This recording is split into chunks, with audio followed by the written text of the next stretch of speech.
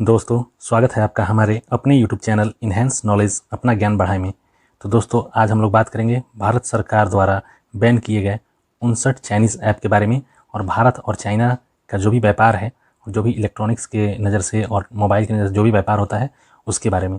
जैसा कि आप सभी जानते हैं कि भारत और चाइना के बीच में हर साल 6,09,000 करोड़ रुपए का जो है वो व्यापार होता है, जिसमें से चाइना जो है हर साल भारत से केवल 4,92,000 करोड़ जो रुपया है उतना की वो आमदनी करता है और भारत जो है वो चाइना से केवल 1,30,000 करोड़ रुपए ही जो है वो आमदनी कर पाता है। इस तरह से आप देख सकते हैं कि जो चाइना है हर साल भारत से 4 गुना ज़्यादा जो है वो आमदनी करता है और पैसे जो है वो कमाता है, भारत से ले जाता है। तो 29 जून को जो हमारे प्रधानमंत्री जी हैं और जो हमारे बीजेपी की गवर्नमेंट है उन लोगों ने 59 चाइनीज़ ऐप को जो है वो हमारे देश से बैन कर दिया है, जिसमें से सबसे जो चर्चा में है अभी वो टिकटॉक है। तो आप सभी जानते हैं कि भारत में जो है 59 चाइनीज़ ऐप पे जो यूज़र थे वो 100 करोड़ से ज़्यादा जो है यहाँ पे सारे अगर ऐप को मिला दिया जाए तो उस पर जो यूज़र होंगे 100 करोड़ से ज़्यादा यूज़र जो है इन चाइनीज़ ऐप का इस्तेमाल कर रहे थे, जिसमें से टिकटॉक जो है केवल टिकटॉक पे ही 20 करोड़ जो यूज़र हैं, भारतीय यूज़र हैं, वो टिकटॉक को यूज़ कर रहे थे। और टिकटॉक जो है इस साल सितंबर के महीने तक 100 करोड़ रुपए की कमाई जो है केवल करना चाहता था, केवल सितंबर के महीने तक।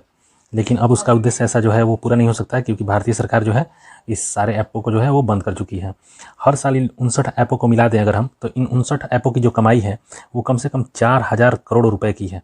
हर साल इनकी आमदनी जो होती है वो 4,000 करोड़ या हज़ारों करोड़ रुपए जो है, ये उतने पैसे जो हैं भारत से कमा कर अपने देश ले जाते हैं।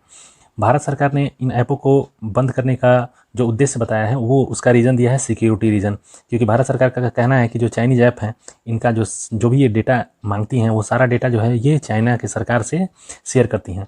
और क्योंकि ये जो इन्हें शेयर करना भी पड़ता है, क्योंकि ये जो जितनी भी चाइनीज़ कंपनियाँ हैं उनको अपनी चाइनीज़ गवर्नमेंट की पॉलिसी के तहत जो अगर कंपनी है चाइना की, अगर वो किसी और देश में काम करती है तो वहाँ पे जो भी डेटा वो कलेक्ट करती हैं तो उनको चाइना सरकार को जो है वो शेयर करना पड़ता है, क्योंकि ये चाइनीज़ गवर्नमेंट की पॉलिसी होती है। तो इसी का हवाला देते हुए भारत सरकार ने 59 जो ऐप है उसको बैन किया हुआ है। अब इसमें जो है जो टिकटॉक है वो सरकार के पास एक अभी पत्र लिखी हुई है और पत्र में उसने लिख कर ये बताया है कि हमने कोई भी डाटा जो है वो किसी भी सरकार को शेयर नहीं किया है, ना ही चाइना सरकार को शेयर किया है। लेकिन टिकटॉक पर विश्वास नहीं किया जा सकता, क्योंकि टिकटॉक जो है जब 2016 में ये भारत में लॉन्च हुई थी तो उस समय जो ये मेड इन सिंगापुर लिखती थी। फिर कुछ दिन के बाद इसने जब हल्ला हुआ टिकटॉक चाइनीज़ ऐप है तो उसके बाद इसने अपने जो मैन्युफैक्चरिंग का जो दिया जाता है उसमें इसने अपना नाम जो है वो अमेरिका के नाम से दिखाया कि ये मेड इन यूएसए है। ठीक है, तो इस तरह से आप टिकटॉक पे भरोसा नहीं कर सकते हैं। और चाइना गवर्नमेंट के पॉलिसी के तहत जितनी भी चाइनीज़ कंपनियां हैं उन सबको डाटा जो है वो शेयर करना पड़ता है, उन लोगों की ये मजबूरी है। तो इसका उद्देश्य देते हुए भारत सरकार जो है टिकटॉक को जो है वो बैन कर चुकी है। बहुत सारे जो ऐप हैं जैसे हेलो ऐप हैं, टिकटॉक ऐप हैं, ये सारे जो चाइनीज़ ऐप हैं, ये चाइनीज़ ऐप जो हैं हमेशा जब भी आप इनको अगर डाउनलोड करते हैं, इंस्टॉल करते हैं, तो ये जो भी जानकारियाँ मांगती हैं तो बाकी ऐप के मुकाबले ये जो है 40% जो है ये ज़्यादा जानकारियाँ आपसे मांगती हैं। कितनी बार तो ऐसा होता है कि ये आपके कैमरे का, वीडियो कैमरे का भी जानकारियाँ मांगती हैं। अगर ये कभी भी चाहें तो आपके वीडियो कैमरे से, आपके कैमरे से आपके आसपास के सारे फ़ोटो रिकॉर्ड कर सकती हैं। आपके जो भी पिक हैं या जो भी आपने वीडियो रिकॉर्ड किया अपने मोबाइल में, वो डेटा ये आराम से जो है वो कलेक्ट कर सकती हैं।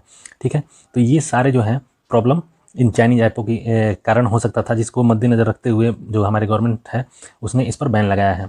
लेकिन टिकटॉक पर 20 करोड़ यूज़र होने के कारण बहुत सारे जो यूज़र हैं वो ये भी दुहाई दे रहे हैं कि ये ऐप बैन हो गया तो अब हम लोग क्या करेंगे, हमारी रोज़गार जो है वो छिन जाएगी। लेकिन ऐसी नहीं बात नहीं है दोस्तों, अगर हमें कुछ करना है तो इन ऐप को बंद करना भी ज़रूरी था भारत सरकार के लिए। आप जानते हैं कि दुनिया में टिकटॉक जो है वो जापान के बाद भारत में जो इंडिया है वहाँ पे ज़्यादा डाउनलोड होने वाला ऐप है। इंडिया में ये जो ऐप है वो 60 करोड़ बार डाउनलोड हो चुका है दोस्तों, 60 करोड़ बार, 40 से 60 करोड़ बार जो है ये डाउनलोड हो चुका है। जापान के बाद भारत ऐसा दूसरा कंट्री है जहाँ पे टिकटॉक जो है वो सबसे अधिक बार डाउनलोड हुआ है। उसके बाद यूरोपियन कंट्री है। ठीक है, और जैसा कि आप सभी गेम के बारे में जानते होंगे, जो पबजी गेम है वो भी एक चाइनीज़ कंपनी के द्वारा, टेंसेंट कंपनी जो है चाइना की है, उसके द्वारा वो संचालित किया जाता है। लेकिन सरकार ने अभी उस पर बैन लगाया है कि नहीं लगाया है, इसका कोई अभी निर्देश जारी नहीं किया है। बहुत सारी जो कंपनियां हैं जो भारत में काम करती हैं उसमें अभी चाइनीज़ कंपनियों का जो है वो शेयर है। जैसे आप पेटीएम को ले लें, पेटीएम में जो चाइनीज़ कंपनी है उनका शेयर है 35% का। ठीक है, बहुत सारे ऐसे कंपनी हैं जिसमें चाइनीज़ कंपनियों का जो है वो शेयर है भारतीय कंपनी में। इसलिए वो सब कंपनियों पर भारत सरकार कब बैन लगाती है या उसको कैसे हटाती है, ये देखने वाली बात होगी। एप्पल और गूगल ने, जब से भारत सरकार ने ये 59 ऐपों को बैन किया है, तब से एप्पल और गूगल जो है उन्होंने अपने अपने प्ले स्टोर से इन सारी 59 ऐपों को जो है उन्होंने हटा दिया है। अब ये ऐप जो है ये भारत में काम नहीं करेंगी। अब आप जैसा कि आप टिकटॉक के बारे में जानते हैं कि टिकटॉक 2019 में भी एक सप्ताह के लिए जो है वो बैन हुआ था। एक सप्ताह बैन जब हुआ था टिकटॉक उस समय, तो उस समय रोज़ टिकटॉक को करीब करीब 3,75,00,000 रुपये का नुकसान होता था। समझ जाइए दोस्तों, 3,75,00,000 का नुकसान उसको रोज़ होता था, हर दिन होता था टिकटॉक को। तो सोचिए वो कितना पैसा जो है भारत से कमाता था। टिकटॉक के जो यूज़र हैं भारत में वो 61.1% है, वी चैट के 40% है, शेयर इट के 40% है, यूसी ब्राउज़र के 13% है, हेलो ऐप के 10% है, और आप कैम स्कैनर का जो है उसके भी 10% यूज़र हैं। जो भी हमारे स्मार्टफोन के यूज़र हैं वो सारे यूज़रों को मिला दें तो उनमें से 61%, 40% ये सब जो यूज़र हैं ये केवल चाइनीज़ ऐप का इस्तेमाल करते थे। और हर आपके मोबाइल में जितने भी ऐप होंगे उसमें से जो 40% ऐप है वो चाइनीज़ ऐप होता था। ठीक है, तो जो कि सिक्योरिटी की दृष्टि से बहुत ही जो है वो घातक सिद्ध हो सकता था दोस्तों। इसलिए भारत सरकार ने ये फैसला लिया है कि इन सारे ऐपों को जो है उसको हटाया जाए। ठीक है, और जैसा कि आप सभी जानते हैं कि अभी इंडिया मोबाइल के जो अगर यहाँ पे कंपनी है देखिएगा इंडिया में, तो उसमें 72% जो भी आप मोबाइल यूज़ करते हैं वो चाइनीज़ होता है।